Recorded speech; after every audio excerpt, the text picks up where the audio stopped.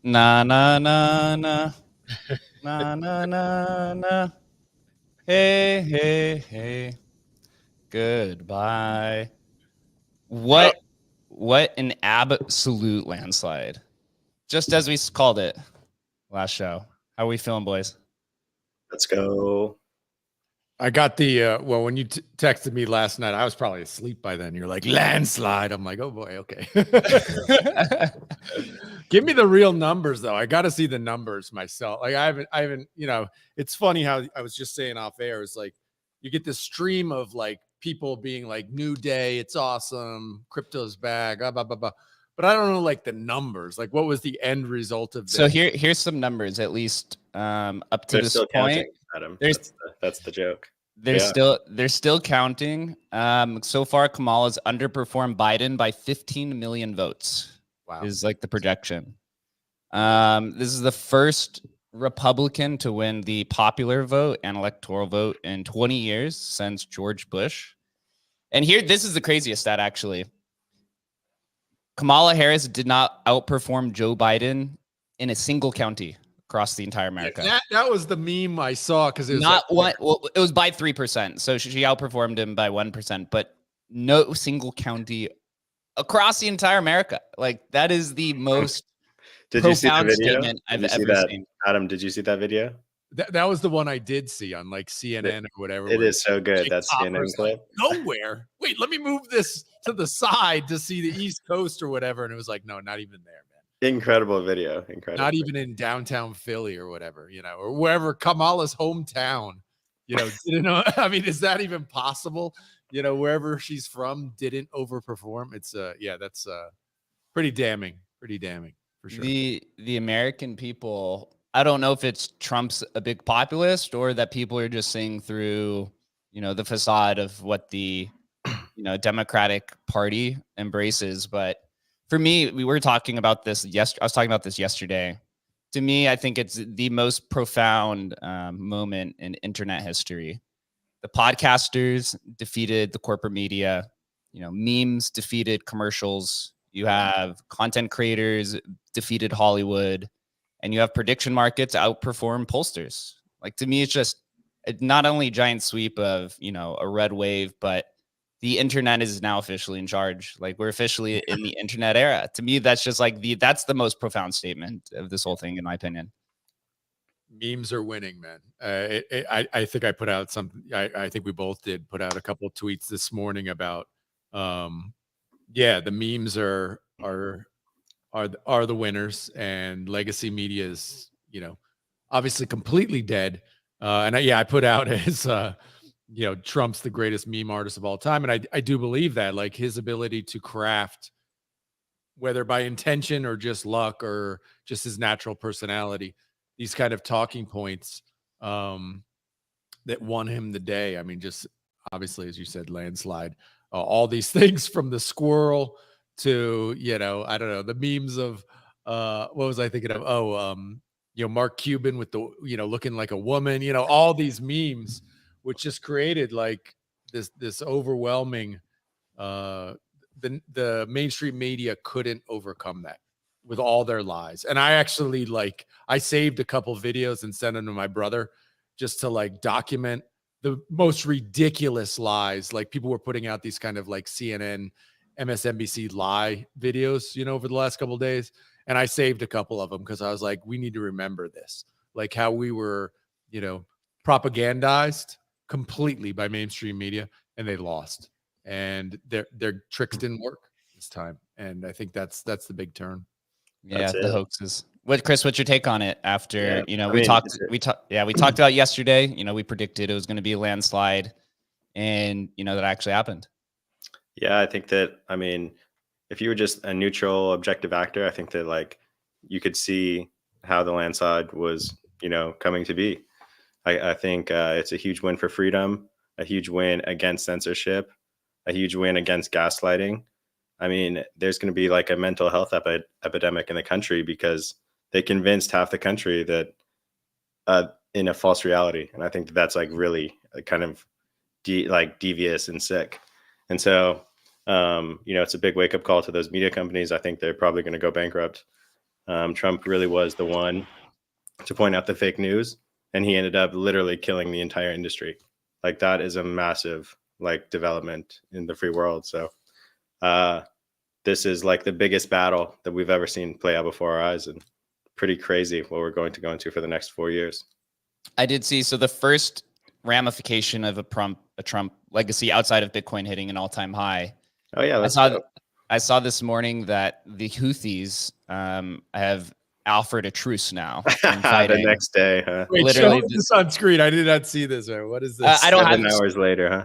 Yeah, I was watching, I think it was Fox News, and then I saw it pop up on Twitter that the Houthis, which is one of the militant groups of, I believe, I don't know if it's Gaza or it's Iran or somewhere down in the Middle East, says that they want a truce now probably because they know a leader will drop a gigantic bomb on them. So you saw a lot of you know, leaders across the world come out in support of Trump, and we'll see, you know, if he could come through on it. That's what people want. Here's one interesting talking point. So I went out to dinner, you know, with a bunch of friends last night. This was 5 p.m. Pacific time, so like 8 a.m. or 8 p.m. Eastern time. And I was with mostly people who are voting Democrat, and they were asking me, you know, like, what's the update? And at that time, I was like, it's looking like it's over already. And they were like, that's not possible, you know. There's no way that can happen. And I was giving them data, and I was like, I'm reading this like data from the internet, and that you know, this isn't like a biased take. And, you know, they kept saying that I was in an echo chamber, right? Which is always possible, but I think what actually proves is that we weren't in an echo chamber this entire time. They were the ones in the echo chamber, which I think is, you know, it's quite a profound take, because the crypto, right? Yeah, the crypto industry, we talk about a lot how we're in our own echo chamber, but either our echo chamber is so large that we bring everybody else into it, or they were the ones that were in it. And, you know, do we think that changes, or what do you think the ramifications of something like that is? It's interesting to me because, yeah, I mean, certainly my gut early morning yesterday was, you know, am I so siloed in my experience on X that this hasn't reached, you know, mainstream America? And obviously it has. And so that I think is amazing. I think that you know, though we are siloed here on X, I think it got out enough on, you know, TikTok and Instagram and these other, you know, media platforms were open this time. And obviously it's clear the last election cycle, the censorship was so off the charts. It's just not even like, I think at the core, Americans recognize that, you know, And that almost took 4 years for people to recognize. And certainly COVID had a big part in opening people's eyes to shit. You are literally being lied to. And so, yeah, I think in a lot of ways, the vote was a pushback against that, just that idea of being censored and that whole kind of development. And yeah, it's hard not to feel, obviously, in the crypto industry, just amazingly bullish. And we'll get into Bitcoin running and Doge running and basically everything running. That's just real feel good vibes. And, we'll get into that in a bit. Yeah, Chris, what's your take? Do you think the Democratic Party makes a change here after this just like absolute historic movement? Here's a number: Trump is only the second president ever and the first president in almost 200 years to win non-consecutive terms. The only other president to do this was Grover Cleveland in the mid 1800s. So almost 200 years since this has happened. Do you think the Dems actually look inward and change, or do you think they push further left and radicalize, their base? There's nowhere to go. Their party's going to be completely dismantled. They don't have any leadership. Their message obviously didn't sit well with the American people. We have 4 years of Trump. He has a superstar team. He's probably going to get JD Vance, two-term president following. So you have Republicans, America for 12 years. The Democratic Party is pretty much dismantled, and they have to restart from scratch. But I think, this whole campaign, it was kind of crazy to watch. It was like a litmus test of who's in the real reality. And I think it proved that kind of we were. And I think the final piece of it is watching it on mainstream media last night. And like you said, you could call it early. And mainstream media is still on like Virginia or, Delaware, or whatever it would be, California.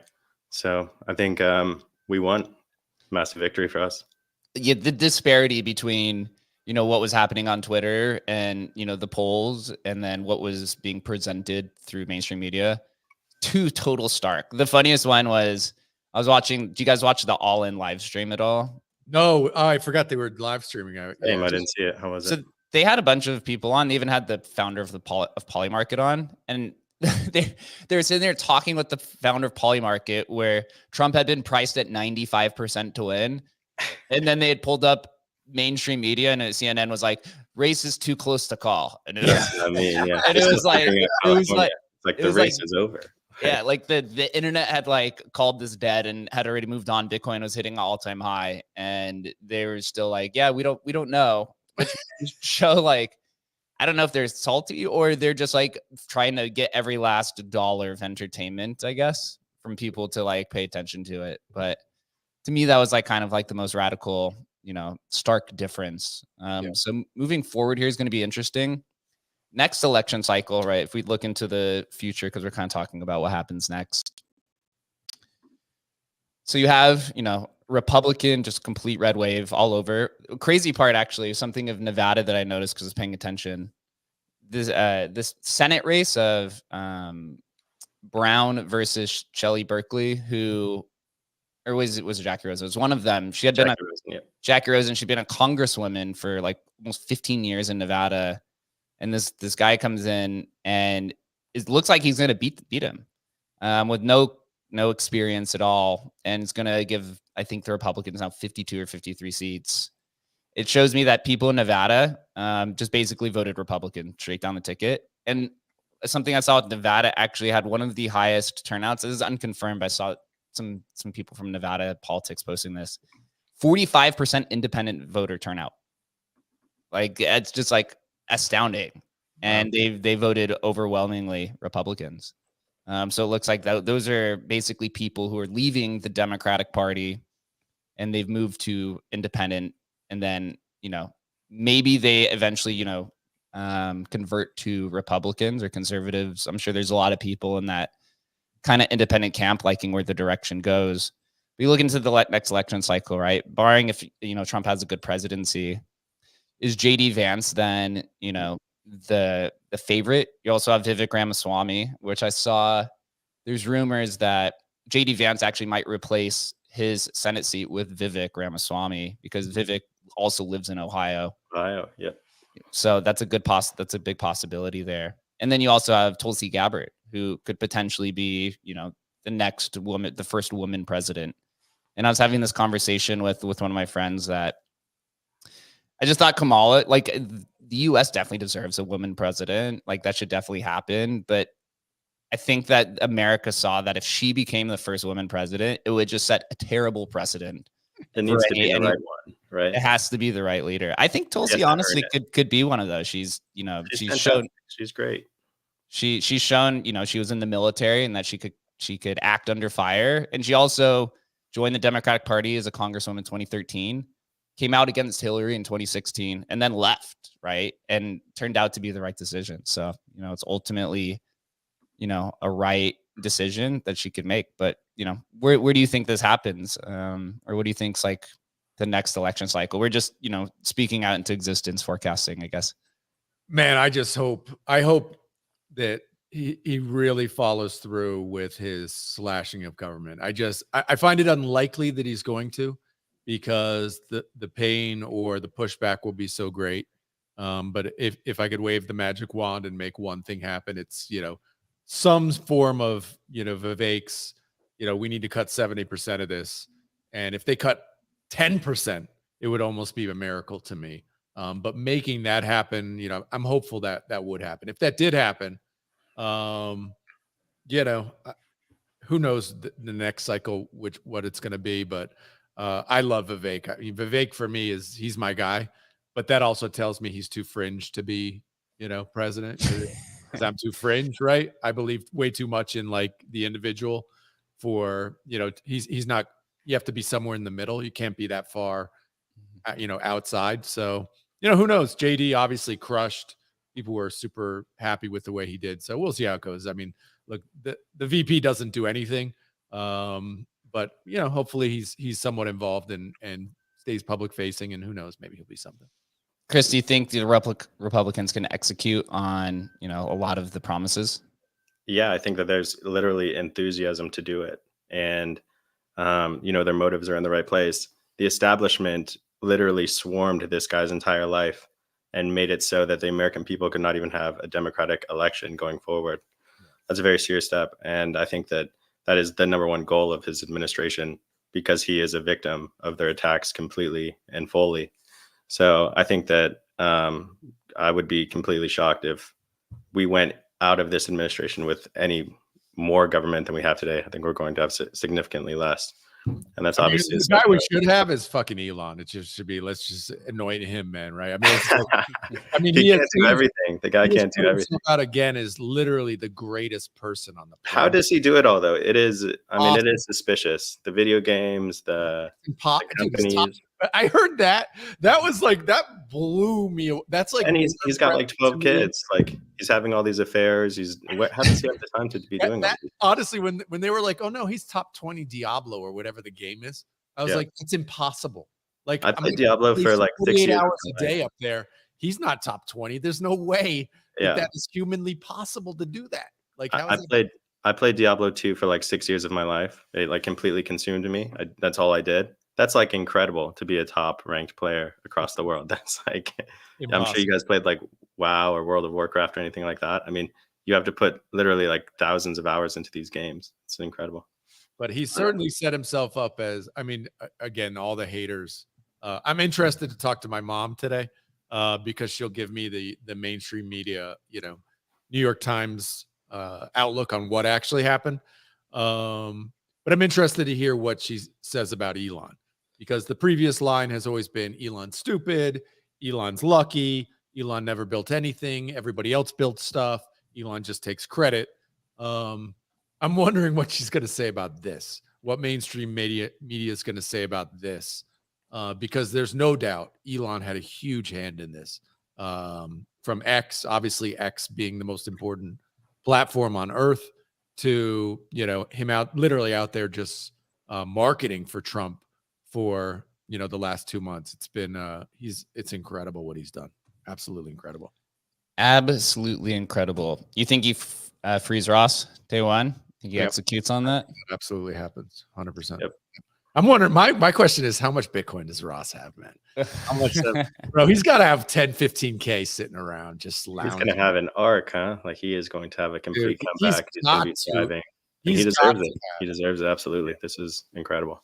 Although I'm sure he's not allowed to, he's not supposed to have any, right? He's probably supposed to have given up all his wallets, but there's no way he's given up all his wallets. Impossible.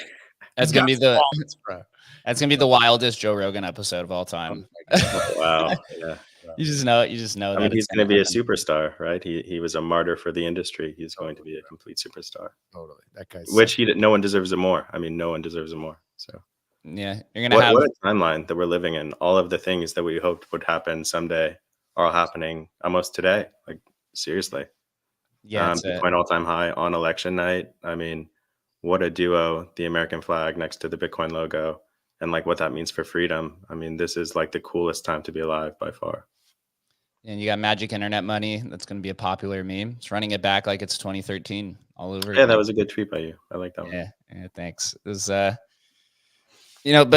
I posted this earlier today, and maybe, we'll talk about some of the ramifications. I actually think now this is another defining moment for the pendulum to start swinging back towards utility in the industry, right? This isn't the sole reason, but one of the reasons meme coins proliferated is that we weren't allowed to stake. You're not allowed to burn tokens. You're not allowed to do anything. But then when you ask if you can, right, they'll sue you or they'll give you a Wells notice. So having some clarity on what you can do regulatory, which seems like they're going to be pretty lenient, but we don't know for sure. Because it seems like there's bipartisan support now, but Republicans have basically all the houses so they can make unilateral decisions. It's probably going to take 6 months to a year for this to become very apparent, but I do think you'll see, the golden era essentially for builders in the crypto space over the next maybe 5 to 10 years, because now we can actually, experiment and build new type of things and engage in staking and, engage in all this different type of stuff. And, it's very bullish for Emblem Vault because this is something we've been building towards for 4 years already. Shan's been building towards this for 10 years, right? Has prophesized it for even longer than that. And this is we're building utility, and I think for whatever builders are now looking towards utility tokens and, begin preparing for these types of launches. I think that's going to be probably the next narrative. And then I guess the next 2 leg ups or something like that. Bro, we're going to run back the ICOs, man. We should. I mean, dude, it would be amazing. ICOs without so much the scams and actual like businesses being built in crypto again, funded by the communities. I mean, Jesus, how awesome would that be? Where you don't feel like you're going to have to go to jail to do something interesting in crypto. Boy, it just, for us in the industry who are trying to do things the right way, it just feels like a boot's been taken off our neck today. And who knows where it goes? I mean, who knows what the clarity is going to be? But it feels like we're going to get just relief. And boy, that's a good feeling, man. Yeah, it is very, very exciting. When do you think, or what do you guys think, happens for crypto over the next, we'll say 6 months? We have 3 months until Trump is president, right? And then you're probably going to need another 3 to 6 months of time for him to, make some decisions. What happens to crypto? Like, does it just continue to pump upwards? Do we get a break, in terms of momentum? Do we see something new popping up, or what's the take? I mean, I certainly, my take is Bitcoin to 100K. I think that's like written. It's just a matter of how long. I think it's certainly possible before Trump, Trump takes office.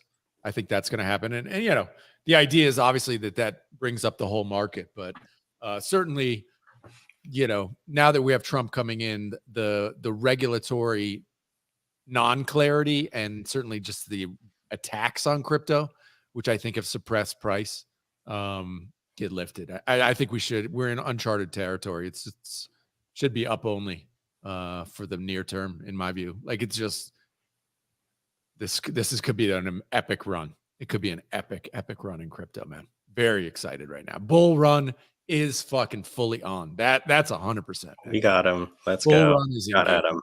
bro. We're locked in. It's engaged, bro. 100%. Yeah, I think this is extremely bullish. I think we have so much going on in the industry. I think you have a regulatory dead period pretty much between election transition. So I think from this period on until probably January inauguration, you have a free zone to just kind of go crazy. I think Trump has some pretty radical policies that they're looking to enact, and I think that's kind of immediately bearish on the short term when he gets into office. There's like some serious structural changes that he's at least attempting to put into place. So I think people are going to take a lot of risk off as we come into those inauguration dates. But then I think he has some of the most competent people in the world in place. So I think those policies will actually be a success. So I think after a medium term kind of lapse in the market, I think a lot of confidence is actually going to restore. So I think we're going to have a pretty insane period here. I mean, we have insane catalysts that we've been looking forward to for the last decade. They're all coming to fruition now. And then I think we go into a little bit of a lull. That'd be my best bet. Yeah, I love it. So you're saying basically bullish until inauguration or right before, and then we'll get some sell-offs. People might get freaked out or something. Trump has to start dismantling things, and then by summer next year we'll be pretty much in the golden bull run, I guess. That would be my guess. I think we get like 100K, maybe like 105, 110, probably come back to like the 80s and then probably finish it out at like 160. Everyone will be probably sidelined. They'll think 100K was it, and then they'll probably get a huge surprise to the upside, like later in the back half of 2025 or something. Yeah, absolutely like it. Do you think the 4-year cycle is now over? Do you think that cyclical nature is over?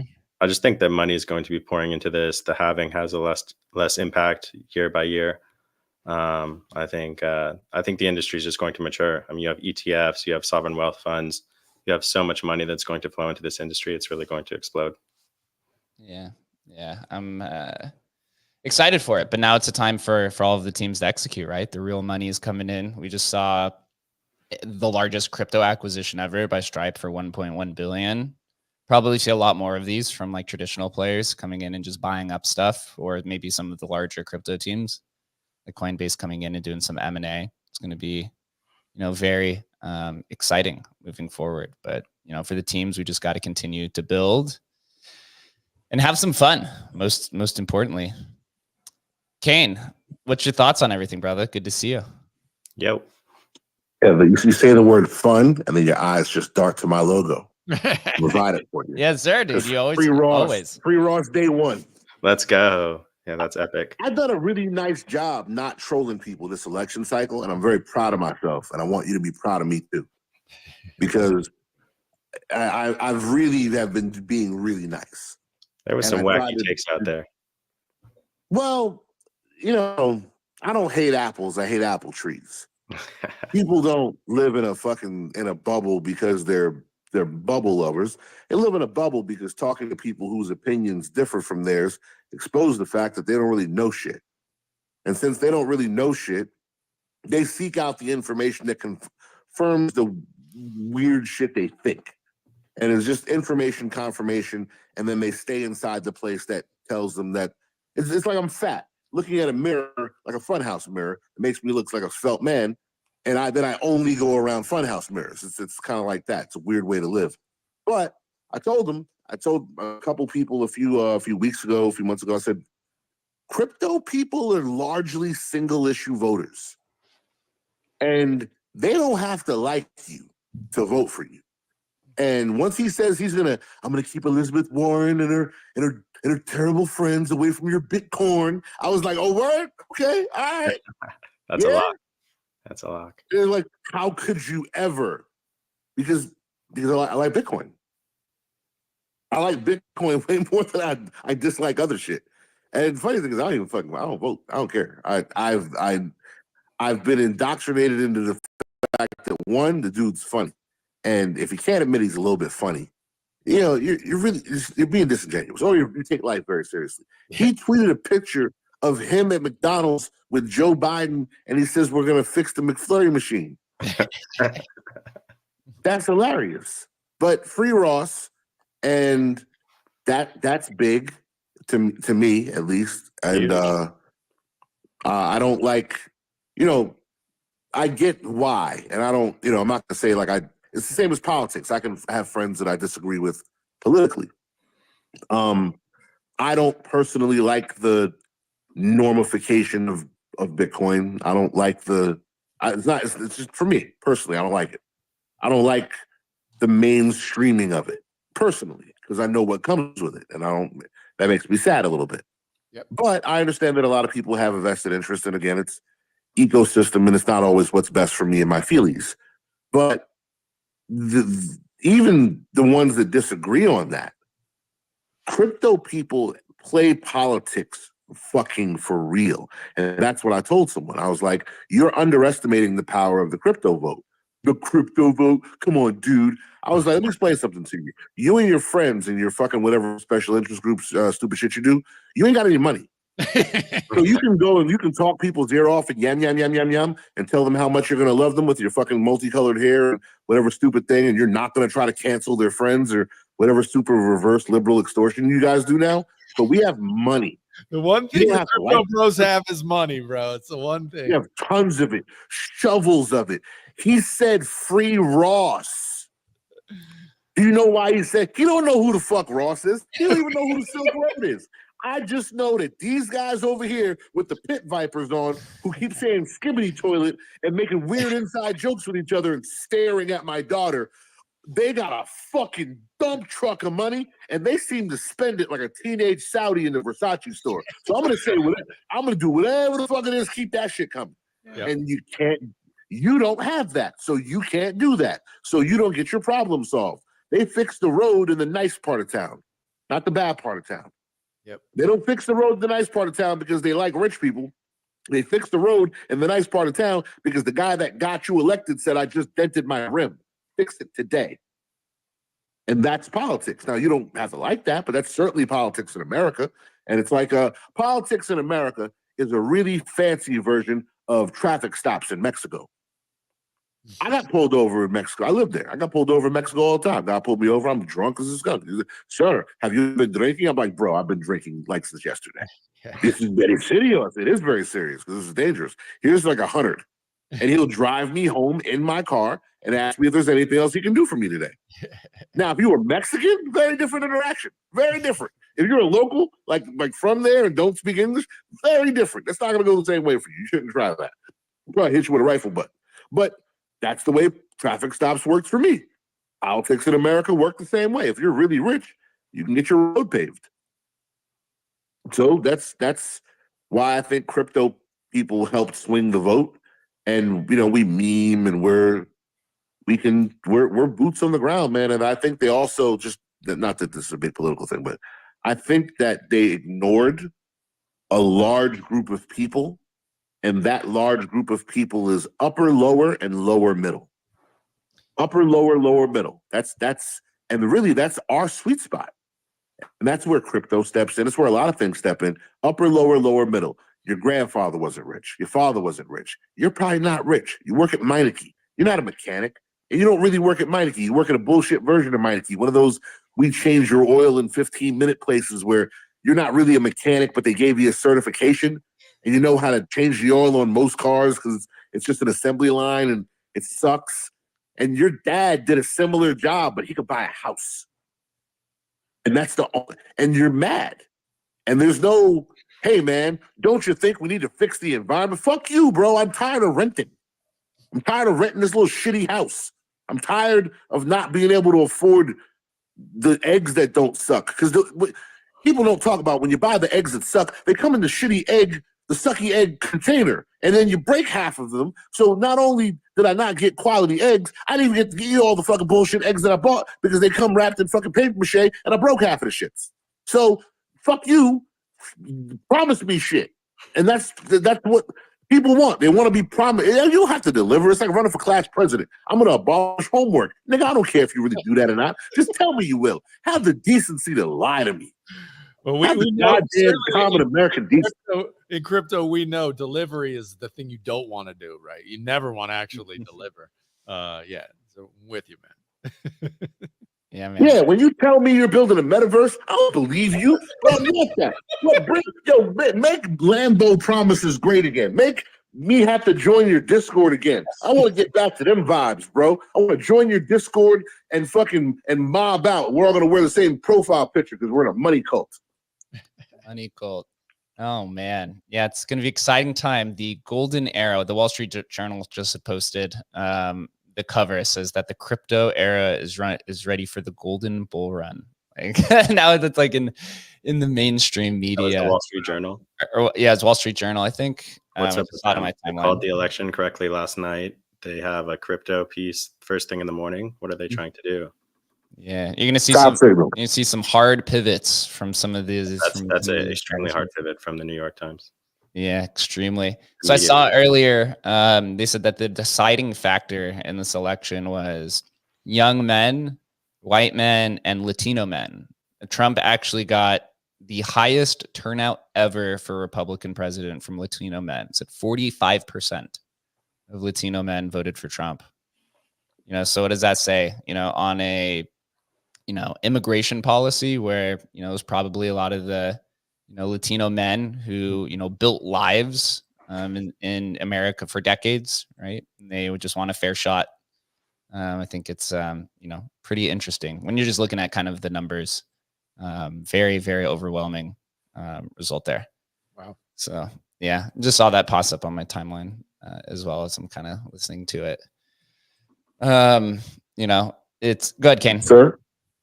Well, I mean, there's an alternative. I mean, what you said is also true. I think that it's like 85% of it. But the other 15 is like he's trying to get business back popping again. Business is back popping. Dude has to work late, but he makes a lot of money, so his wife gets to stay home. The pool boy comes through. He's usually young Latino guy, long fucking hair, ripped, six-pack, crazy from just the core strength of skimming pool, and he's just smashing. Just pool's crazy. So there is a direct correlation from the pool boy vote that we really need to look into because there's a Venn diagram on that as well. Pool boy vote. Yeah, man.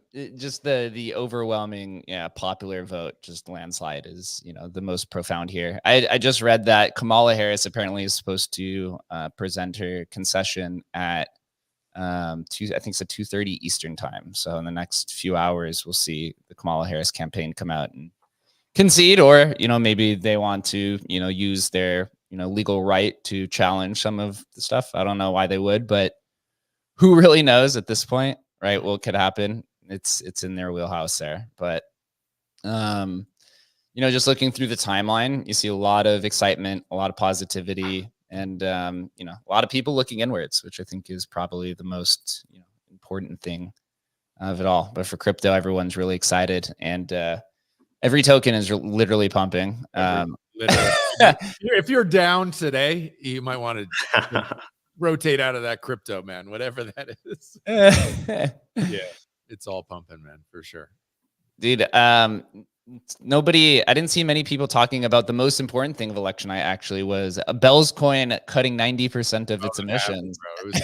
I was on a space, we were watching watching it count down. My concern is like, what's going to happen? Is the chain going to keep running or whatever? But it went smooth, no problem. So yeah, it is not, we did get, I think it's gone up, I don't know, 30, 40%. I don't know if that's just general crypto, probably, most likely, not kind of new entrants, but certainly we've had a bit of a pump in Bells. But yeah, 90% halvening is now in effect. Miners now only getting, I don't know, 15 to 20,000 Bell per day rather than 200 to 250,000 per day. So it's huge for Bells, and that's for the next 6 months.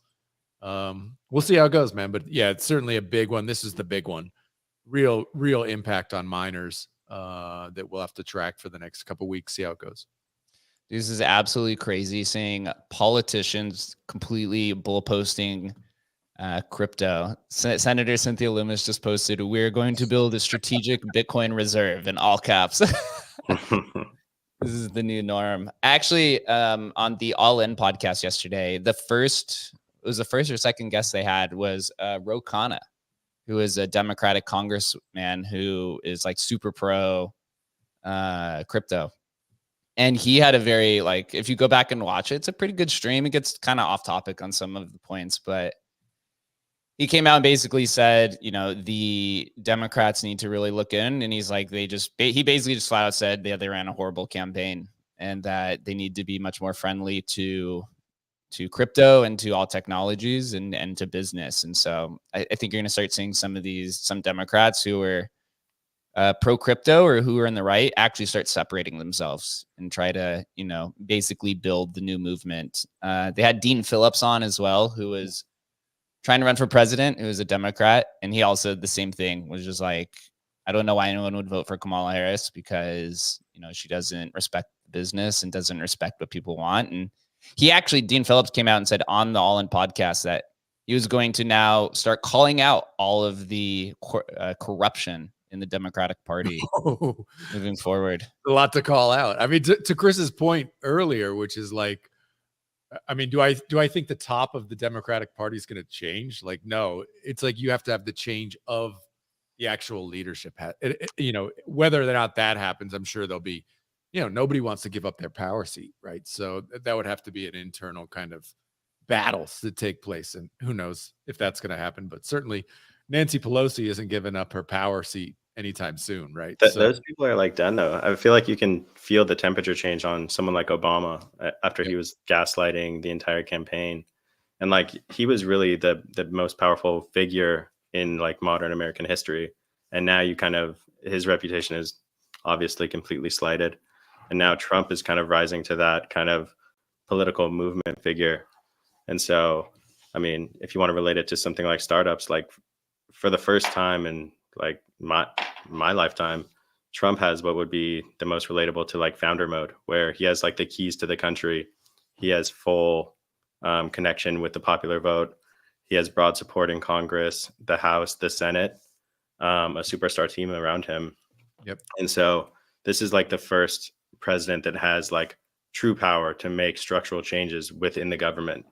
And, you know, he had an opportunity to rise to the occasion when America needed him. And that's exactly what happened. And I think that it would be astonishing if they didn't seize the moment and make true structural changes that needed to be to bring America to the modern age. I think at the core, like for me, you know, I remember when Trump was basically banned off social media last cycle. Awful. That was insane. You know, how Americans were okay with that was so disturbing to me. And the only thing I could say is I thank COVID, because I think COVID woke everybody up to this idea.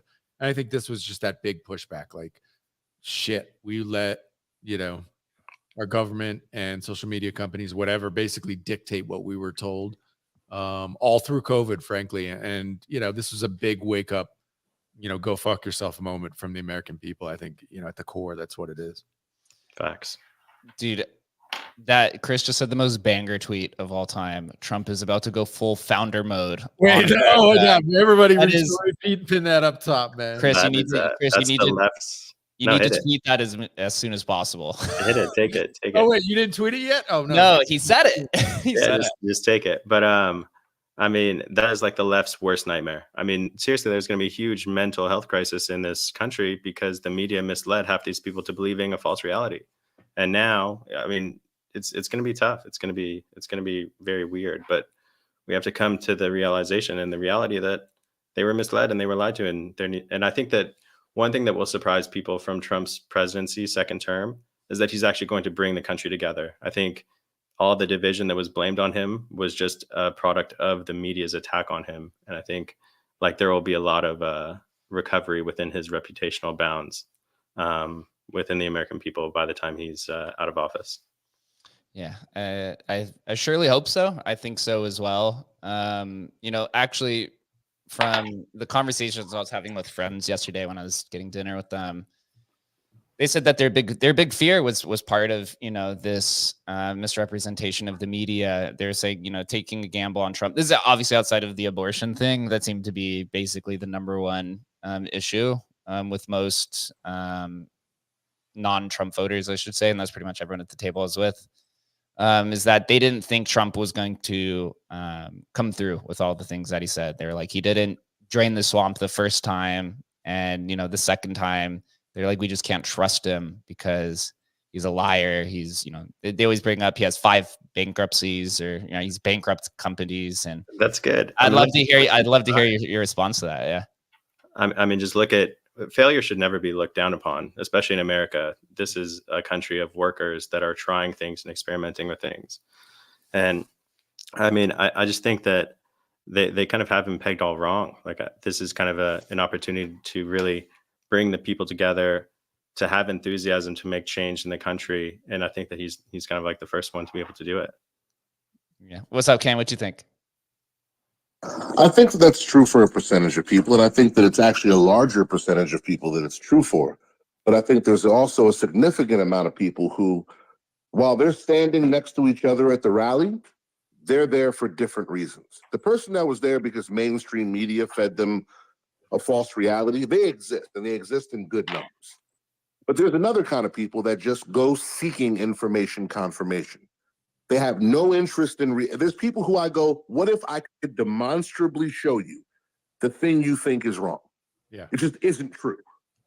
Would you still believe in it? It's like, well, yeah, of course, because I'm 10 toes down, bro. And I go, that's not 10 toes down. You're fucking delusional. Pot committed. You're a delusional person. Yep. You're Harry Hardcore on your land of make-believe. And I think the thing with Trump, don't get me wrong, part of it is he says wild stuff, which is, again, very entertaining for me. Maybe not the best for a statesman, but it's very entertaining for me, and I'm never going to not be entertained by it. He says wild stuff, however, and then he gets taken out of context from the media, so it's even wilder. Yeah. Yeah, that's they double down on it because they're bored and because he doesn't play into their game.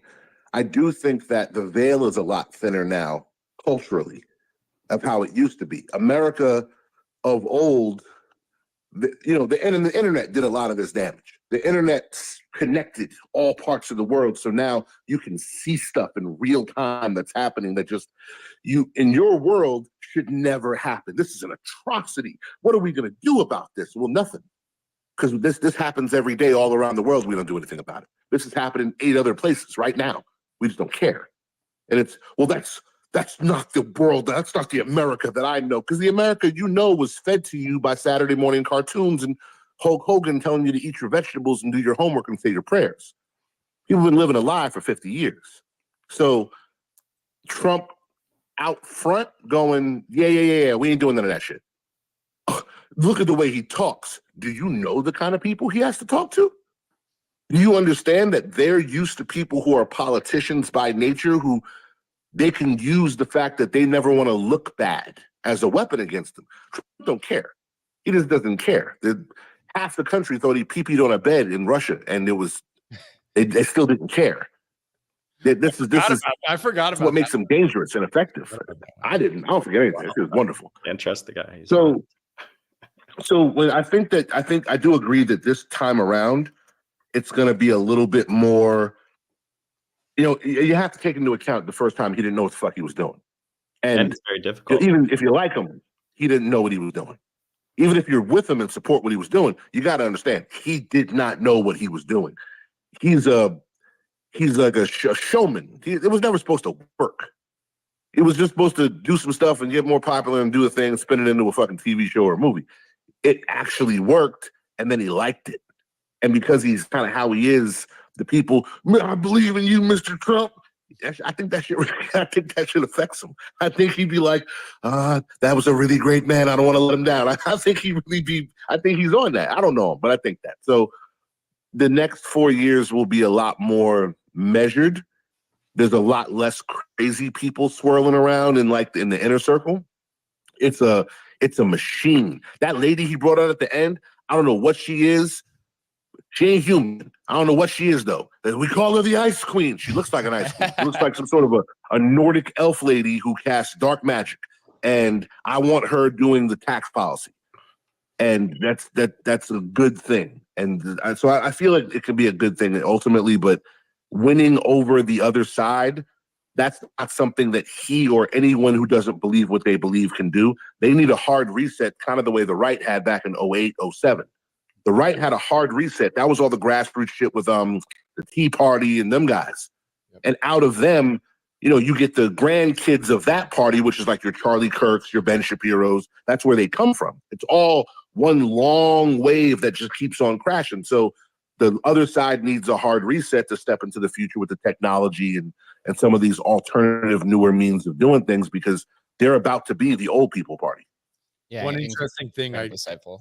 sorry, Jake, to cut you off there, but I just saw this tweet that Kamala only won states where voter ID is not required. How crazy is that, bro? That's perfect. Absolute voter ID passed in Nevada, by the way, where Chris and I are at. So Nice. positive vote there. One thing from Kane real quick though, you know, a lot of this Trump's first term and anyone's first term, the way that the structure was set up, and you can hear a lot about it in kind of Rogan's interview too, is the way that they kind of deceive to think that the president is in control when they're really in control of the White House is through like the cabinet and all the appointed cabinet positions.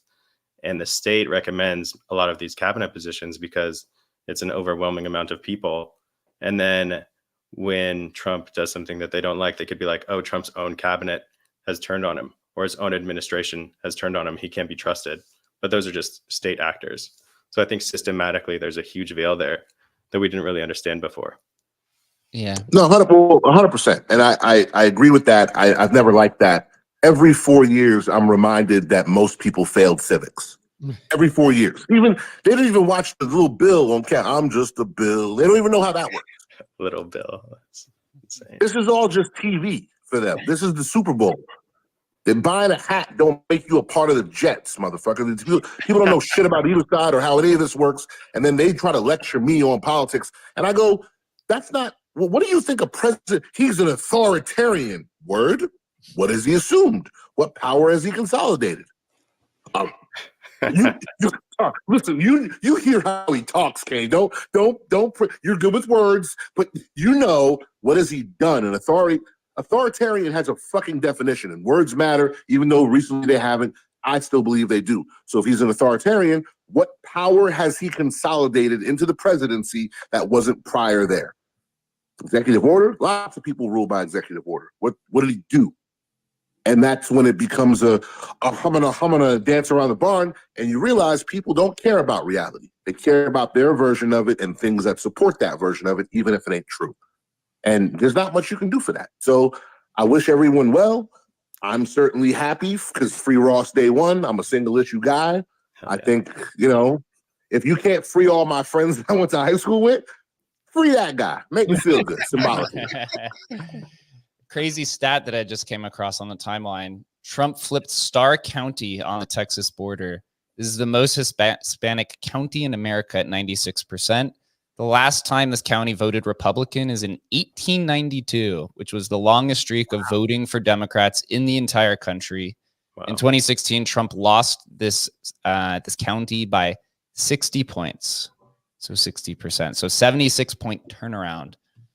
So if that was the Democrats' longest streak in one county, it's now over, right? I don't know. You got to completely, tear shit down and rebuild, right? They got to go through. You are not back. It is officially over. It is so over. I do think, you know, this presidency, or at least this is kind of what you hope for, is that I think Trump is now going to be held accountable by social media, essentially, right? Because all of his biggest supporters were the podcasters, right, and the content creators. And if he goes against his word, these content creators and the podcasters, since they're now the media, right, this is now these growing into what will be the establishment in 20, 30 years.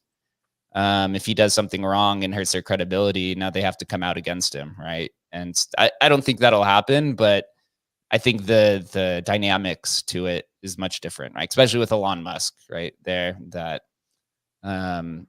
if he fucks up, Elon Musk has to say something. Yeah. Quite profound.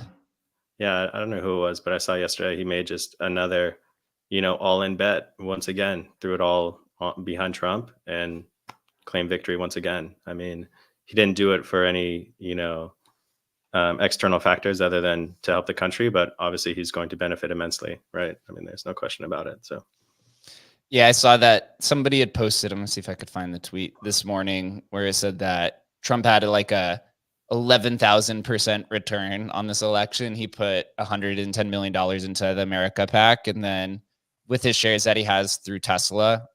He gained $13 billion or something like that on like the increase of Tesla, just through like $130 million contribution, right? And got to form a pack out of it. He did say on one of the interviews, I think it was on the Joe Rogan one, that he doesn't plan to be in politics, after the Doge kind of position, and he just wants to get back to going back to Mars. But he said this had to be done for him to go to Mars, and this man's on a warpath to go to Mars. I think he's shown that there will literally nothing will get in his way to get to Mars. Dude, to bet against Elon it's the stupidest bet on earth. Like, it is like, there's never been like a better jockey. We talk about it like in horse racing is the way we would describe it, like in business. And bro, he's the greatest of all time. I don't think there's any question now.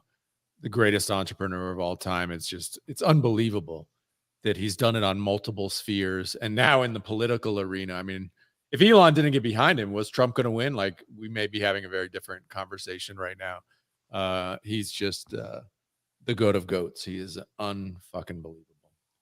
Yeah, we talked about it yesterday before the election results. Like, don't bet against people that don't lose. There was a lot of people that had their backs against the wall, and it was a must not lose. And I mean, you have to bet with them. Why would you bet against them? They put it all on the line, and they won once again. You think if he lost, right, loses $250 billion probably in value. Would be in jail. Elon would be in jail. It'd be like this country would be a mess. Completely fucked. Thank God for that. Yeah, it's going to be an interesting.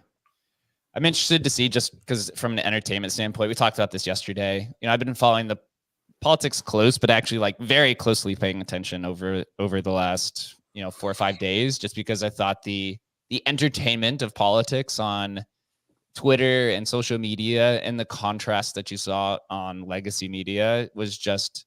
I just found that so profoundly entertaining because it was just such stark contrasts. I wonder to see, how that will be in the future. It seems like politicians now are going to have to go through the podcast circuit, which will change, right? One thing I do have to bring up about the podcast circuit, which there's a show I listen to called Breaking Points, which is pretty good, Crystal and Sagar. And they had brought up that this cycle, the politicians who went on podcasts, no matter what side they were on, were all just completely friendly podcasts, right? There was no hard questions, which obviously gives a bias skew. But I think now that the cat's out of the bag, you might have to see some podcasts, be a little bit more aggressive in the questioning. Although Joe Rogan did try to do this with Trump, and Trump would, managed to, slip his way through some of them, whether intentional or not, I guess is to be determined. But I'll be interested to see, how the election cycle changes from the media side next time around. For sure, man. It's going to be fun. Certainly the entertaining outcome has happened. And do I believe, again, it gets to this thing, like, do I believe like Trump's the answer to problems? Not really, but maybe he can get out of the way and let people solve their own problems. That's what I'm bullish on. I'm bullish on the individual. So let's get it, man. Exciting times. Exciting times. One final joke here, and then maybe we'll wrap it up. One of the friends that I was with, we went back to their place and we were watching legacy media, and she was like, I want to watch the guy who does the big board, which is the guy from CNN, I'm talking about, where it's like the older white guy and he sits there and points at the board and the numbers and stuff like this. We turned on CNN and the big board was like a third of the size as it was last year. It was like tiny board. It was like tiny, and it's because their budget is just like going down the trash, and they couldn't afford something that was like couldn't afford the wall. It's like they just had a little screen. It was like a little screen, and we literally pulled up, everyone that was in the room, we literally pulled up the video from last year, and it was like 3 times the size. It was like the funniest shit ever. It's like, this is definitely the downfall of CNN. That's awesome, man. Yeah, that's awesome. Yeah. So, we'll wrap it up here. Chris, any final takes on it? We were definitely right. The crypto industry is, feeling some of the, the fruits of our labor over the next 10 years. A lot of people are calling the golden era. I'm sure there will be a lot of twists and turns along the way. It's probably not completely over. It's not going to be a completely straight line up, but how you feeling about it? What do you think? I mean, there's no utopia. Obviously this isn't going to fix all of our problems, but we have to seriously realize that, the entire world globally was shifting into a censorship regime. And we basically just put a complete stop to that once and for all right here, right now. And so I think it's just a massive win for freedom and a complete step in the right direction. And we were completely veering on the wrong path. So I think huge win for freedom. And I think this is truly like a new dawn of America kind of being the America that we all know and not like some corrupt corporate establishment. I really think it's kind of like the first step in the people taking the country back. So I'm extremely excited and optimistic. Well said, man. What do you think, Adam? Any final words on the election or anything? That's exactly right, man. That's exactly right. It was on the fence there. It was close. It was the final hour. Americans were going to step up and recognize that. And I think they did. And that's the news of the day. So very bullish on America. Yeah. Another one of my famous or like a very popular person that I listen to, I've read all his books, is Scott Adams. He's like the old Dilbert guy. He's been right about Trump literally since 2015. He even wrote a book about it. And I was listening to him this morning on his takes, and he had said that he sensed that this was won by men. The voter turnout obviously was determined by men, of young men, white men, and Latino men, and obviously there's African American men who supported Trump as well.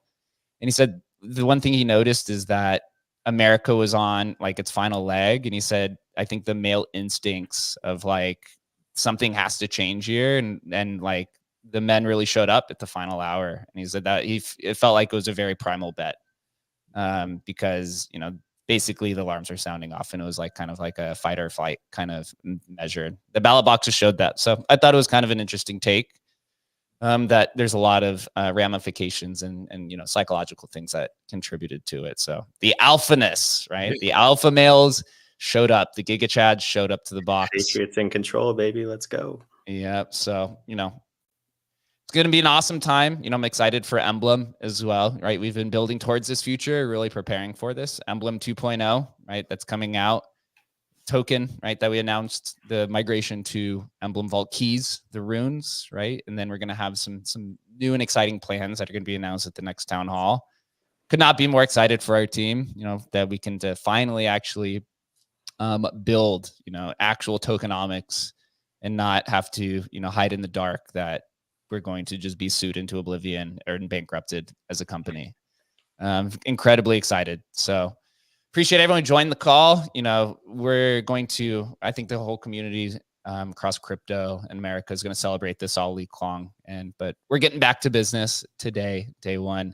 Make sure everyone's following Emblem Vault. If you enjoyed this conversation, we do this Tuesday through Thursday at 11:30 a.m. Eastern time. We'll be back tomorrow at 11:30 a.m. to talk about the market and continue on with the golden era, or the beginning of the golden bull run. Appreciate everyone. Take the victory in, call your friends, tell them you love them. And we'll see you guys tomorrow at 11:30 a.m. Eastern time. Later.